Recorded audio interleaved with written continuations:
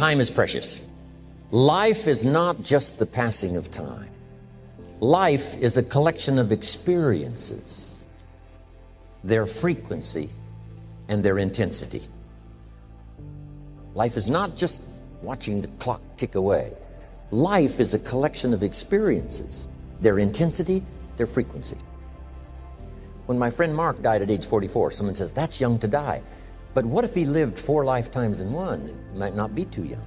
Whatever the span of your life turns out to be, here's what you want to fill it up with: experiences and the intensity of those experiences. But now let's talk about the management of time.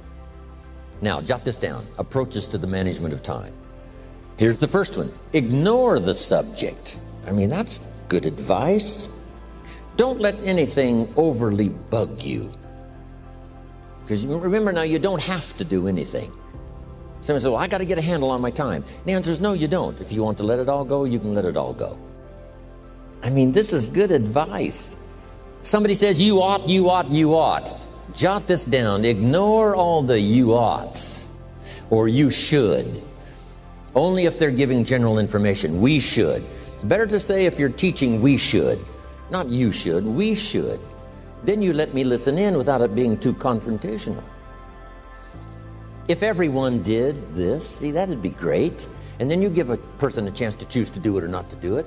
But when you start the you ought, now see, if I don't, now see, we got some tension and maybe some problems. So you oughts seem to always create problems. Because this is personal dignity.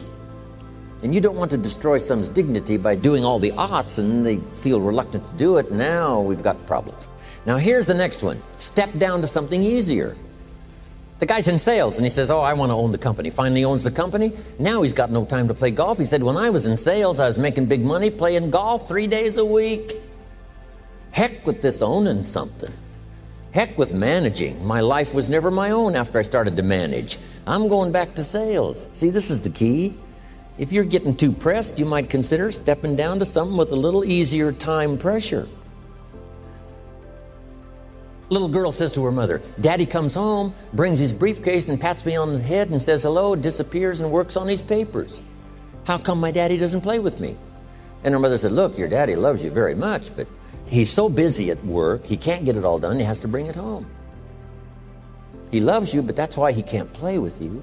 And the little girl said, why don't they just put him in a slower group? Jot this down now. If you don't have time for your kids, you might consider joining a slower group. Next key to time management, and that's work longer and harder. But see, there's a limit to that. I almost lost my health the first year. I went so crazy about personal development and achievement. I just went bonkers. You know, I told you I was skinny, but at the end of that first year, I was a walking shadow.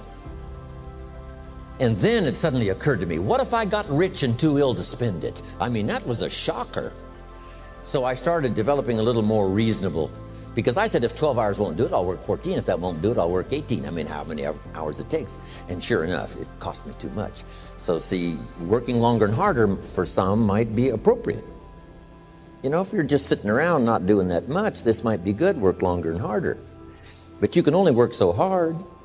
Here's the key, not to work harder, but smarter. When you've worked as hard as you can, doing the best you can in terms of physical output in the time, reasonable time. Now here's the ultimate in the management of time, and that is you simply become more skillful.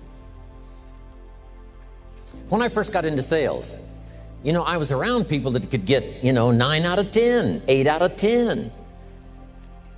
And when I first started, I could only get 1 out of 10.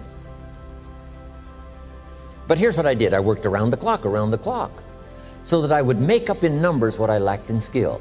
That's good in sales. You got to jot that down. When you're new, you make up in numbers what you lack in skill. Now, when you become more skillful, the numbers can go down because now your persuasive ability and all of that is now so high that you don't need to put as many numbers out. But at first, if you want to compete or if you want to really get good, you've got to put in the numbers. But if you get more from yourself, develop more of yourself, now the time management becomes an easier task.